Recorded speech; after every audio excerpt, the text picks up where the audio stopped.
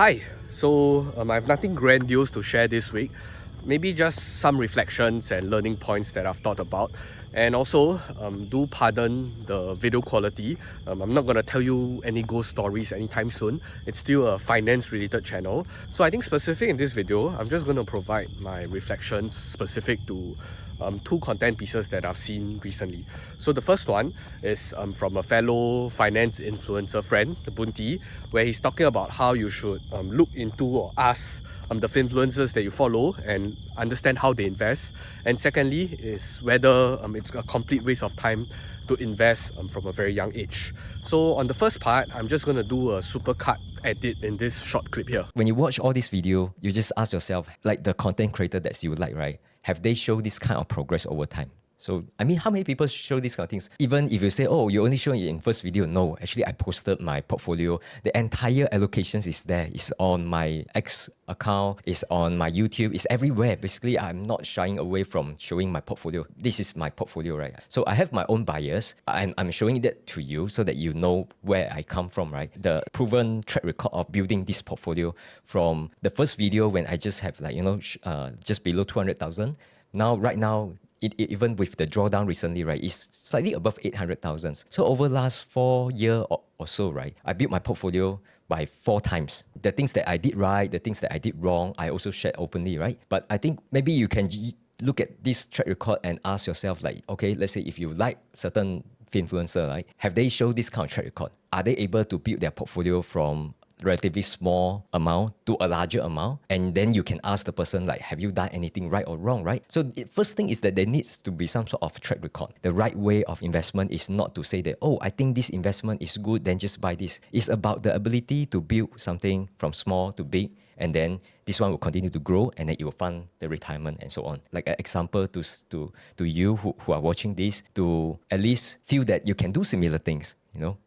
It is a form of encouragement. Did I say that, oh, I just picked the right investment, I picked NVIDIA, I picked all these things? Actually, that's not the focus at all. Because I think the first and the most important thing is deploying your capital. So long story short, I'm actually in complete agreement with how Bunti talked about this whole finance influencer space, and maybe that's why we are friends. But that's besides the point. I think having the right mindset is important, especially in very sensitive areas like finance.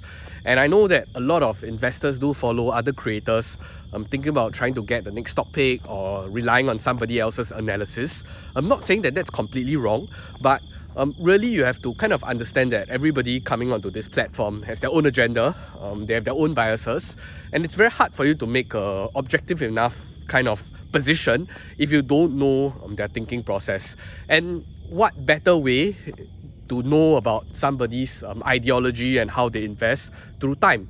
And it's always through this level of consistency and understanding, following this person for quite some time, then you'll know how this person invests, and you can kind of identify a certain type of pattern. So in the name of transparency's sake as well, Bunti has outlined a very interesting exercise which I thought that was very helpful for everybody. Even though whether you create content or not, you should go back to extract out all the information or all the past transactions that you did over the past 12 months, and then you can kind of see or draw out certain relationships and understanding your own psyche as well. Because I think it basically allows you to do some sort of an audit in terms of your own capital deployment, and you really cannot smoke yourself, because 1 year is a pretty long time frame if you were to ask me, and all these numbers don't lie.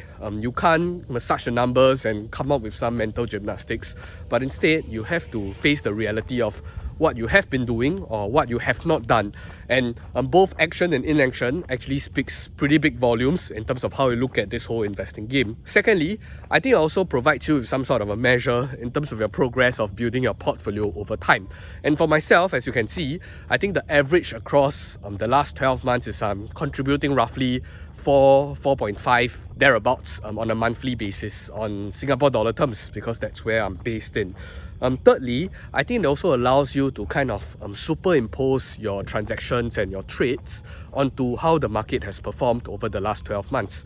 So it really allows you to have a better appreciation in how you have been adopting to market environments, because that's what we cannot control. Instead, what we can control is when we enter the markets and at what price point. So specific for myself, actually, if I were to take a look, there are pretty interesting, I guess, phenomenons.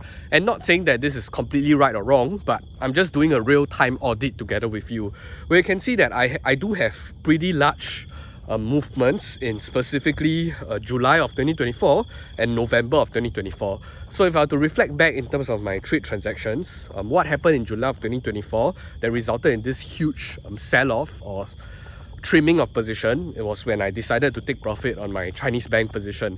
And of course, in hindsight, many of these Chinese bank names continued to rally, and I did not manage to capture the maximum upside. While on the other hand, I was not urgent to kind of deploy the capital immediately, but instead waited until in November of 2024, and then I started deploying a very large size into this company called Moutai. But if I were to superimpose this onto like the general market movements, truth be told, I do kind of see myself a little bit FOMO in a sense where when I look at the Hong Kong market rally, I'm starting to increase more and more size into the Hong Kong market right after this recent rally as well. So yeah, I have to be cognizant of that, of my own biases, and despite even having an outsized exposure to the Hong Kong market, I still remain a little bit of FOMO even after this run up, and I'm still continuously adding to some of these newer names rather than the older ones. Instead, on the flip side, if you to look into the US market, my US deployment per se hasn't really increased by a very exponential rate.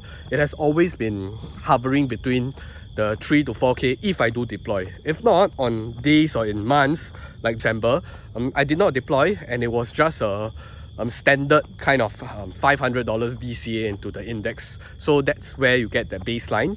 And seemingly enough, at least for the current month in March, the month haven't ended, but if I were to look at the movements of the S&P over the last 12 months, you can see two specific bigger dips per se. So one would be in, I guess, July, September of 24, and the second one will be now. So I did kind of miss the boat, quote unquote, in July back then. I did not deploy very aggressively. It was still my normal deployment. So I think, like I said, this specific exercise is a very interesting one for you to look back into your past transactions, and I do believe that it helps you get a better sensing in terms of how you have been doing. And I think last but not least is really the perspective that once you record a lot of all these transactions over time, 1 year actually is a pretty short time frame, but if you record it across like 3, 5, 8, 10 years, that's when you'll see that level and that idea of compounding kicking in. And like Bunti did share in his video, he did build, or at least he did 4x the size of the portfolio in I think 3 to 4 years. So I think in general, at least in the finance influencing space, more transparency is definitely better, and it allows you to have a better gauge of who you are exactly listening to and following. And yeah, you don't have to listen to 100% of what he or she has to say, but more so, I think it's better to not come in with a rose-tinted lens, thinking that every single stock that this person talks about will go to the moon. And I think moving on to the second part, where we're going to talk about something a little bit more controversial, I'm going to play a short clip. I'm not too sure whether I'll be copyright strike because of the music. If I do get copyright strike, this is just a summary of what the person has to say. And it basically revolves around 3 main points. And the title of the short is "Investing at a Young Age is the Worst Thing You Can Do." It's not a bad thing you can do, it's the worst thing you can do. So here's his 3 main points. So the first point is compound interest only works if you have a big base or a larger capital sum, because it actually works in percentages. So especially if you're a younger folk starting out with a smaller capital base, there's really no point trying to think about compound interest. Secondly, even if you were to invest $1,000 at 7% per annum for 50 years, the $1,000 turns to $30,000. So 29,000 do sound like quite a feat, but you actually took 50 years in order to get that outcome. And of course, the last point is that no point enjoying wealth when you are already at such an old age. So personally for myself, when I first interacted with that content, clearly it's part of a rage bait strategy where they'll get a lot of people triggered. And specifically, I think for audiences that do follow me, you guys are probably nearing the investing crowd.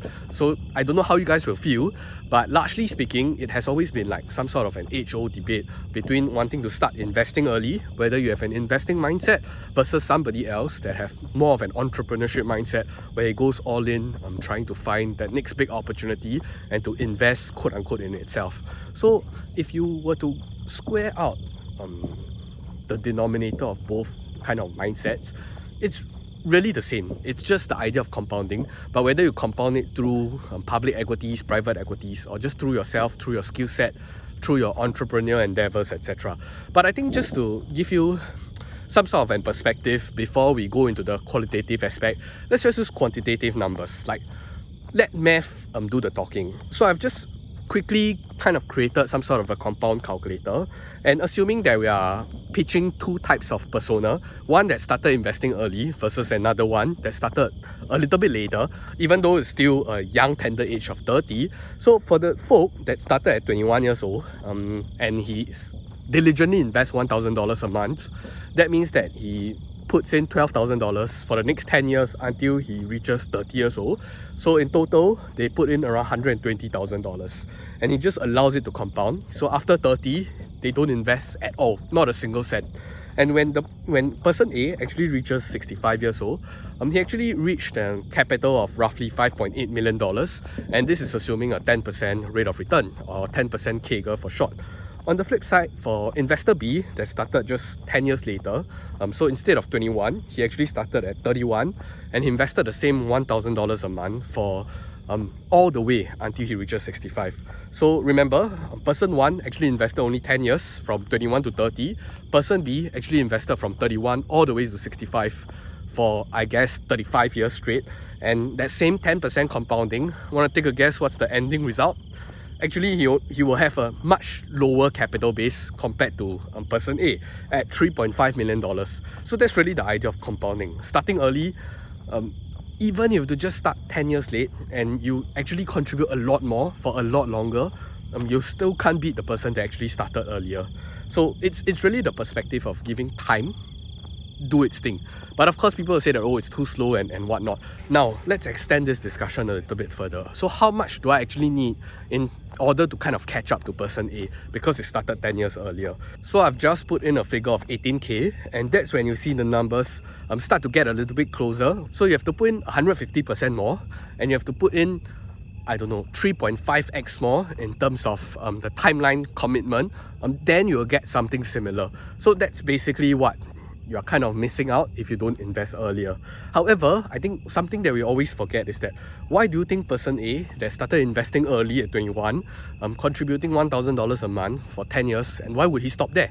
So why won't he continue contributing for the foreseeable future until you reach 65 as well? So similarly, I put into the calculator, and the difference actually you can see it's close to double. So the person A, doing $12,000 a year and contributing all the way until 65, reaches a capital sum of around 9.4 million. While on the other hand, even at $18,000 a year, he only reaches at 5.3. What if I double the amount from 12 to 24K? Still 7 million. And what if I triple the amount to 36K a year? And that's when you see that, yes, they finally caught up. So just by starting 10 years earlier and just continuing the compounding all the way, you actually do reach a sizable sum. So now back to the point on what I agree or disagree with the so-called quote-unquote rage bait content. I do understand where it's coming from, and I do think that for those of you with that entrepreneurship spirit and having that fire in you, please go ahead. I think nobody is stopping you from trying to say that, oh, don't pursue your dreams, don't try to be an entrepreneur or try to build the next big thing. But I think the more important message here is that everybody has to start somewhere. Whether your somewhere starts at $300, $1,000 or $10,000 a month. And I do understand that a lot of more ambitious young folks or professionals out there, they don't want to waste their time with $1,000 a month. They want to build their income, build until they can earn 20, 30K a month, and then start investing $10,000 a month. But one thing I have, or at least one small pushback that I have here, is that firstly, I think if you don't kind of cultivate the habit of at least saving some amount of money, I'm not too sure whether as your lifestyle inflates And when you have more and more commitments, I'm not too sure whether you have the financial muscle to kind of save that amount of money, even though your income actually increases exponentially. Secondly, also is if you don't build your portfolio from start, when you hit the first 10k, invested in the markets, then 100k, then 250k. When you first go in with one whole lump sum, maybe you start off with 500k or 1 million, and then you start seeing market drawdowns of 20 to 50%, and then you suddenly see yourself losing 6 figures immediately without any training from the start of small pullbacks and small crashes. I'm not too sure whether your emotional fortitude will be able to handle that sort of volatility, because it's very much different from just focusing on increasing income or trying to scale or expand your businesses versus really buying into equities and sitting through that up and down. So that's just my 2 mini pushbacks when you talk about this whole comparison of just focusing on income versus saving from the start. And of course, kudos to people that are ambitious and wanting to build your income. And I don't think that going on offense, which is trying to build your income, and going on defense, which is saving some sort of monthly take-home pay, or just paying yourself a little bit per month, should be, in a way, I don't believe that they are mutually exclusive. So why not do both at the same time rather than just going all in on offense or defense in this case? But I think at the end of the day, the first step to anything that you do is always on self-awareness and understanding your own limits and understanding your own passion. So with that in mind, I hope you guys enjoyed this discussion, and we'll see you guys in the next video. Goodbye.